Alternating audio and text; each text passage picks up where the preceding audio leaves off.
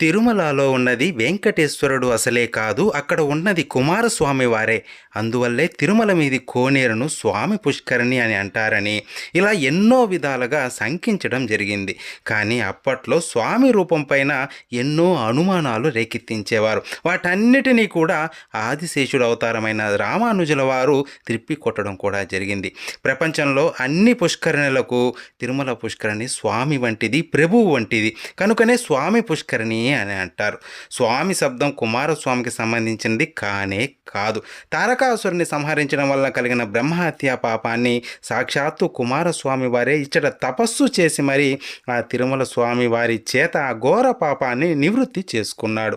ఈ క్షేత్రంలో ఈయన తపస్సు చేసిన స్థలాన్ని కుమారధార తీర్థం అంటారు. ఇలా కుమారస్వామి తపస్సు చేసిన ఈ తీర్థం ఎంతో ప్రసిద్ధి చెందింది.